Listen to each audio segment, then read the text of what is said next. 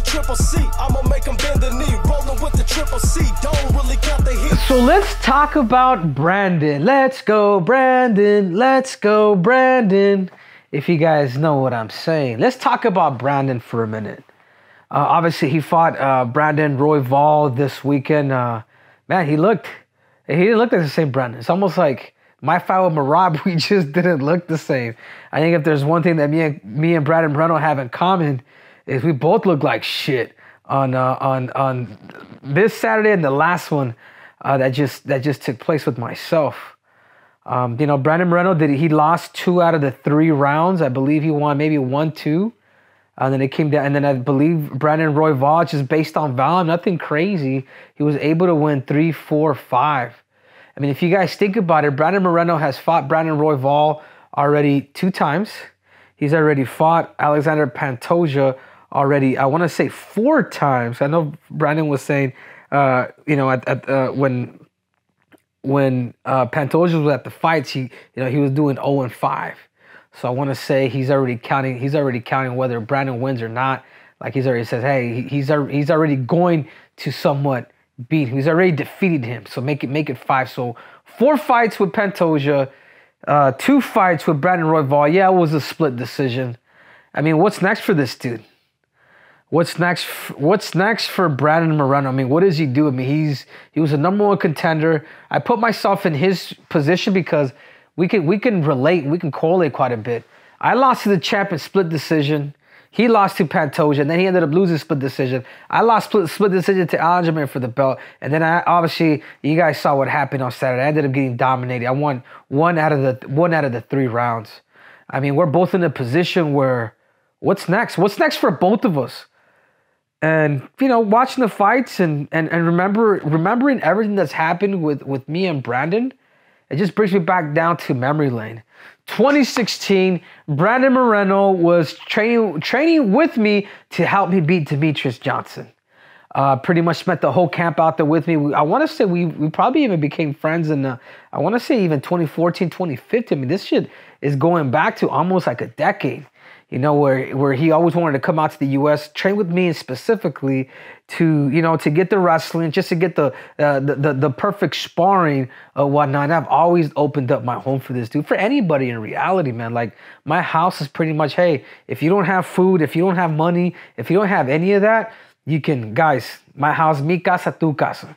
Because at the end of the day, there's one thing that I do take back from training at the Olympics, at the Olympic Training Center is, when you have in-house competition with you all the time and they don't have to worry about anything, then that's a recipe that's equal for success. So I'm talking about, I was paying pretty much for everything for everybody. That being said, Brandon being one of them. I mean, to the point where I even said, hey, Brandon, I know that you're sacrificing this much. This is the type of heart to all you Henry Cejudo diehards or all you haters. I says, why don't we bring your family, dude? Like, I don't want you to be gone 2-3 months out of the way so you won't see your daughter. And I was like, hey, man, why don't they come over too? So at this time I had training partners. I had everybody you can think of, including Brandon's family at my place. I ended up fighting Demetrius Johnson. I ended up losing to Demetrius Johnson. I ended up getting knocked out by Demetrius Johnson. And then slowly but surely, I found out I got a phone call by the UFC. It's like, Henry, we want you to become the Ultimate Fighter coach. And it's going to be you and Joseph Benavidez, #1 contender versus the #2 contender. Because nobody could really beat Demetrius Johnson. At this time, I want to say Demetrius Johnson had 8 or 9 title defenses, like consecutively. But the way he was doing everybody was absolutely ridiculous. But when I thought about it, I'm just like, cool, perfect. I mean, I get a chance to fight Benavidez. It gets me that much closer to a championship belt. And I said, if I'm going to become the Ultimate Fighter coach, well, I have somebody who's been with me, who's been training me. It's like, hey, there's one thing that I could factor in. This is prior to having my agent, Ali. It was Bill McFarlane at that time, was my former manager. I says, hey, I'll become coach. If I can do it, if my training partner, Brandon Moreno, who's a flyweight, who at that time was the WFF Regional World Champ, is what they want to call it. Yeah, and sure enough, they said, Henry, they approved. Everything was good. Brandon ended up getting in a training partner because I became coach. Joseph Benavidez, that whole situation. And then once we got to the Ultimate Fighter show, like, you know, the goal was to have Brandon on my team. It would be stupid for us not to. But as we got to the Ultimate Fighter show, and as we got to the day of actually choosing and picking who is it that you're actually going to pick as a team, we decided to, you know, because nobody really knew who the dark horse, who Brandon Moreno was, like, hey, why don't we, because it was team versus team. So it was a top 16 best guys from the world that come together all over from Australia, New Zealand, South Africa, you know, the U.S., Mexico, and let's bring them together and then let's make them fight. The winner out of all of this is going to get a shot at Demetrius Johnson. So what ended up happening, you know, I go in there for us, for the sake of our team, I had to pretty much, you know, Joseph Benavidez was the first person to pick. He ends up picking Tim Elliott, which Tim Elliott pretty much ended up, you know, winning the whole show and ends up giving pretty much Demetrius Johnson a run for his money. I mean, that's how tough, you know, Ultimate Fighter 24 was. So my biggest thing was like, hey, man, it's competitive. It's team versus team. You know, it's not just going to be on Brandon. So what did I do? What did the team do? What did we make a decision that, hey, we'll pick Brandon Moreno second, and we'll pick a high level opponent first. So what I ended up doing is, so Benavidez picked Tim Elliott. I ended up picking Alexander Pantoja, and then after that he was. And then after that, we had no idea. I ended up picking the number 1 seed because nobody knew the seeds. Nobody knew the seeds, again, ladies and gentlemen. So then once I picked the number 1 seed, I want to say Tim Elliott was either number 2 or number 3 seed. So it was either number 2 or number 3. I think when Tim Elliott was number 3. So when when Joseph Benavidez picked Tim Elliott, if he was number 3, so the number 13 guy came over with me, which was I want to say it was Charlie Alanes from New Zealand or for somewhere out in the South Pacific. So then it was my turn to pick, and then I ended up picking Pantoja because I knew that more likely we're probably going to pick. I knew that we're gonna have Brandon on our team, but as soon as I picked Alexander Pantoja, it happened to be the number 1 seed. And then Brandon Moreno happened to be the number 16 seed, so nobody really knew. So then that means Alexander Pantoja ends up coming with me. Brandon ends up going with Joseph Benavidez. I mean, it sucked, dude. It sucked. It sucked knowing that pretty much the game plan fired on us. But it's all good. I think sometimes a situation like this happens for a damn reason, and I think for both of us we're able to kind of come off and become our own being. You know what I'm saying? Because maybe us training together, maybe we could have stunted our growth a little bit more. But anyhow, that being said, you know, after the show was done, like the whole show was just a bunch of shit because, one, at that time I didn't like the camera that much. Like I didn't want to freaking be a persona, a gimmick. I wanted to somewhat be that all-American Olympian boy and just be good, just be a good guy, be humble, quote unquote. And I remember after the show, everything was over. You know, Tim Elliott had won the whole season. Now he's getting ready to fight, you know, Demetrius Johnson. But I remember going up to Brandon Moreno, and we just talked a little bit. He says, "Hey, Henry, so I developed a good relationship with Joseph Benavidez," and I says, "I think for that reason, the fact that me and Joseph, you know, became close, and this is like a 6-week show. You gotta also have to keep in mind is when he fought Pantoja." That was like, he ended up fighting him like 2 days later. So these guys had to make weight the next day and then eventually fight the following day. So it was like, the whole decision, everything that happened was just in a 3-day span, you know, which is absolutely crazy. So then that ends up taking place. And then he told me, he's like, hey man, because I developed a good relationship with Benavidez, he's like, just want to let you know that I know you guys are going to fight, but I don't want to be in your corner. Nor do I want to be in his corner. Like, I'm just going to train separate. I'm going to train on my own, and I'm not going to be with anybody. And I'm just like, you know what? I shook his hand. I said, dude, I understand, man. Like, you know what I'm saying? Like sorry the way kind of things happen. Like, the random draws, we had no idea how the numbers were going to be. But we knew that we didn't want to lose a high seed just based on friendship. And then I shook hands. I was like, dude, I get it, dude. I get it. I think he left bummed out. I left bummed out a little bit too. And then, sure enough, dude, I'm getting ready to fight Joseph Benavidez, and Brandon Moreno is about a month out. I discovered that the dude's has been training in Denver, Colorado with Joseph Benavidez and Team Alpha Male or Team whatever to help Joseph Benavidez, pretty much helping Joseph Benavidez like beat me. I was a guy who opened up my home, not just for him, but also for his family. I was a guy that gave him corner, was able to corner him too for his last fight prior to him jumping into the UFC. I mean, talk about a close relationship. So I think once I saw that, I'm just like, damn, like I get it. I think if you guys understand the situation, I'm not here to freaking win any of you guys over because regardless, you guys are going to not dislike the Triple C because I had said some crazy shit. And I get it. But that being said, to me, that's when it somewhat became personal. That's when it became personal. I'm just like, hold on, man, you just gave me your word. As a Mexican, you just gave me your word. You said, hey, and I agreed. I'm not going to be in his corner, nor am I going to be in your corner. So then once I found out that he was there, and then obviously I ended up fighting Joseph Benavidez. I ended up losing in a split decision to Joseph Benavidez. I'll never forget it because he was the first person that came up to me. He's like, Henry, you won that fight. You won that fight. And I think, when he told me that, I'm just like, whatever. I kind of just didn't think much of it because after a loss, you're not in good spirits.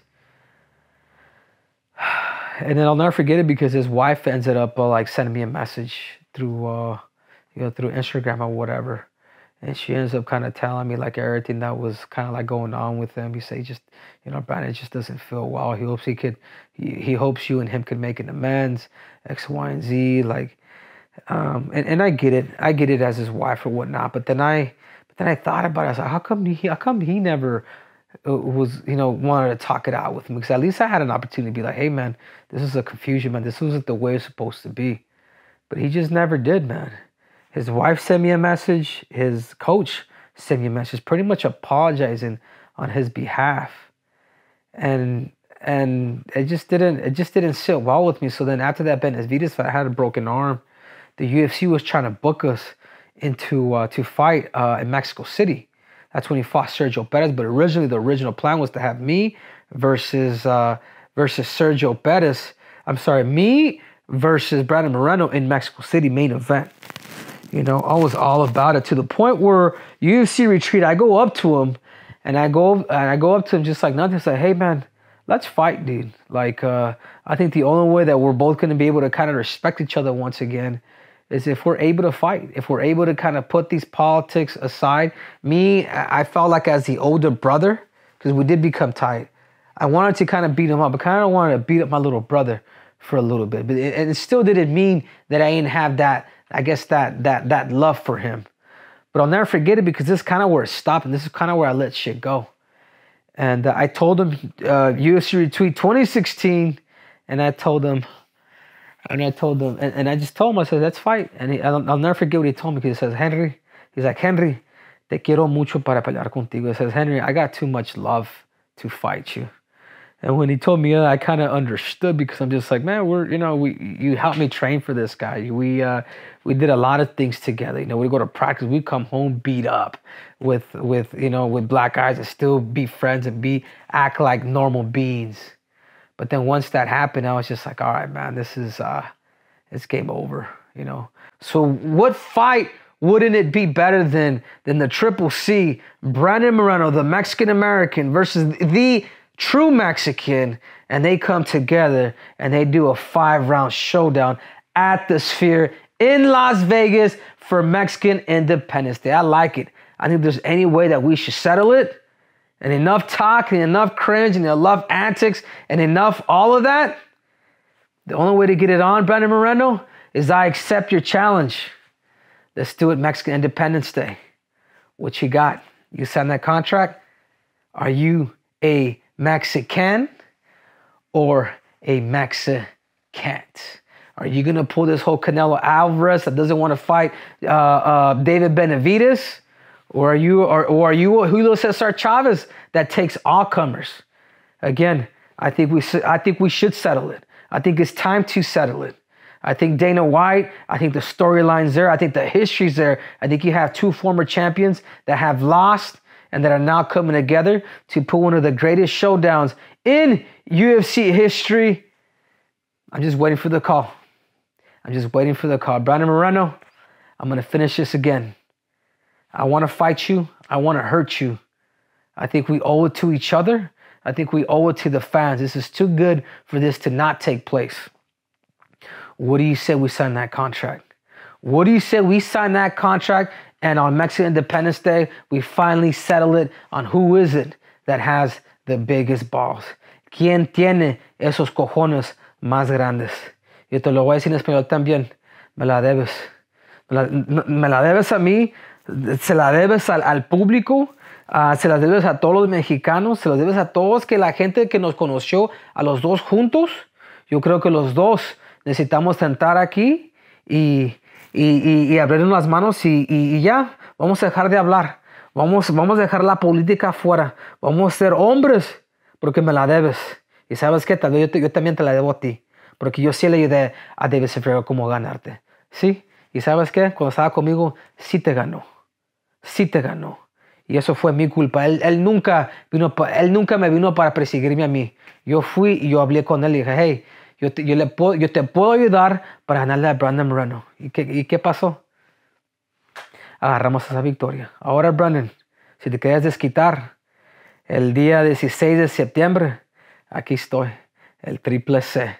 El triple C, el rey de la pena ajena, el cabrón, el malinche, el Henry Cejudas, todo eso.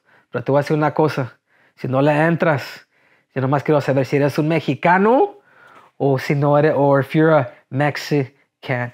Either way, let's sign the contract. I am ready. Uncle Dana White, Hunter Campbell, let's make this happen. This is bad blood, and I'm here to fix it, and I'm here to make it right. And the only way by doing it is by chingazos, is by throwing down.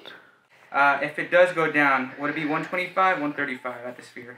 No, I think, obviously the 25 stuff, I wouldn't mind doing it, but they're going to have to really subsidize on that money because, and I'm not opposed to it, but man, money talks, bullshit walks.